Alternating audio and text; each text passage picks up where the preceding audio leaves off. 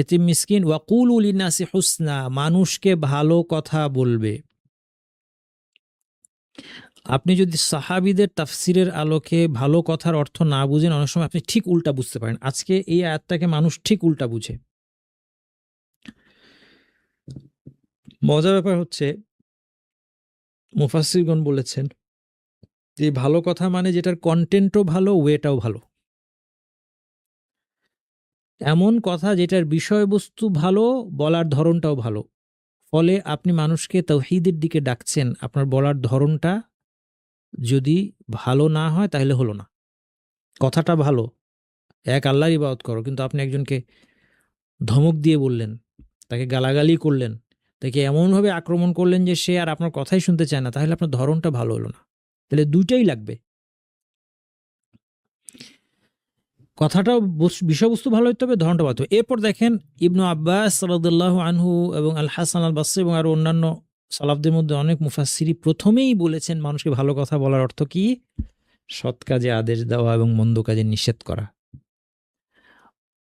অথচ আজকে আমাদের বাস্তবতা হচ্ছে অনেককেই আপনি যদি সৎ কাজে আদেশ করেন, মন্দ কাজে নিষেধ করেন এবং খুব নরমভাবেও করেন, সে আপনাকে বেয়াদব বলবে। বেয়াদব, তুমি আমাকে শিখাইতে আসছো, তুমি বলতে চাও আমি গুনাহগার, তুমি বলতে চাও আমি খারাপ।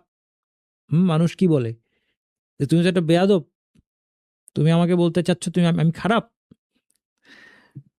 আপনি একজনকে বললেন যে ভাই এই কাজটা করেন না, অথবা কোনো মুরব্বীকে বললেন, অথবা মসজিদের ইমামকে বুঝাইলেন। আপনি মসজিদ ইমামকে গিয়ে বুঝান যে আপনি আমাদের সম্মানিত ইমাম, আমাদের নেতা, আমরা আপনার অনুসরণ করি। খুব বিনয়ের সাথে বললেন। আপনি যে ৫ ওয়াক্ত সালাতের পর সবাইকে নিয়ে মুসল্লিদেরকে নিয়ে হাত তুলে দোয়া করেন, রাসূলুল্লাহ সাল্লাল্লাহু আলাইহি সাল্লাম তো এরকম কখনো করেন নাই, এটা তো বিদআত হয়ে যাবে। এটা কি, এটা না করলে একটু উচিত আমাদের ইত্যাদি। এটা যদি বলেন, অনেক ইমাম সাহেব আছেন যারা হয়তো আপনার উপর রেগে যাবে, বলবে যে বেয়াদব, অথচ আমি কিন্তু ভালো কথা বললাম এবং সুন্দরভাবে বললাম। তাহলে কোরআনের সংজ্ঞায় এটা ভালো কথা, কিন্তু আমাদের সংজ্ঞায় কি এটা? এটা ভালো কথা না। আপনি একজনকে সুন্দর করে বললেন যে আপনি পর্দা করেন। হ্যাঁ, এমনকি অনেক সময় মুরব্বীরা বললেও দেখা যায়। আমি একজনের কাছে জানি, এক মুরব্বী মহিলা আমার আত্মীয়। তিনি আরেকজনকে, এলাকার আরেক মহিলাকে বলেছেন তার চেয়ে ছোট বয়সে যে, "তোমার তো এখন বয়স হইছে, তুমি এখন তো পর্দা করা দরকার না ঠিকভাবে?" তখন ফলাফল কি হলো? যে, যে মহিলাকে বলা হইল তিনি আর এই মহিলার সাথে দেখা করতে আসেন না। কারণ তাকে সুন্দর কথা বলেছে, নসিহত করেছে, কিন্তু এটাকে ভালো কথা হিসেবে মানুষ দেখে না। তাহলে মানুষকে ভালো কথা বলবে মানে ভালো কথার অর্থ হচ্ছে আলাপের বিষয়বস্তু ভালো হওয়া এবং হাসি মুখে বিনয় এবং নম্রতার সাথে সুন্দরভাবে কথা বলা। ভালো কথার অন্যতম উদাহরণ হলো মানুষকে সৎ কাজে উপদেশ দেওয়া, মন্দ কাজ থেকে নিষেধ করা। এই জন্য ইবনু আব্বাস রাদিয়াল্লাহু আনহু থেকে বর্ণিত ভালো কথার অর্থ হচ্ছে লা ইলাহা ইল্লাল্লাহের দিকে আহ্বান জানানো। ওয়ামান আহসানু কাওলাম মিম্মান দাআ ইলাল্লাহি ওয়া আমিলা সালিহান ওয়া ক্বালা ইন্নানি মিনাল মুসলিমিন। তার চেয়ে উত্তম কথা কার হতে পারে যে আল্লাহর দিকে মানুষকে ডাকে। আপনি যখন লা ইলাহা ইল্লাল্লাহর দিকে ডাকবেন, এটা হচ্ছে সবচেয়ে ভালো কথা। সবচেয়ে ভালো কথা লা ইলাহা ইল্লাল্লাহ।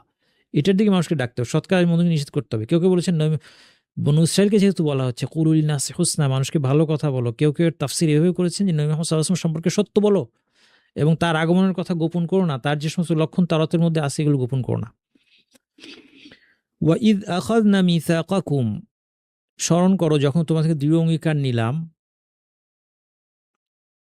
লা তাসফিকুনা দিমাআকুম, যে তোমরা তোমাদের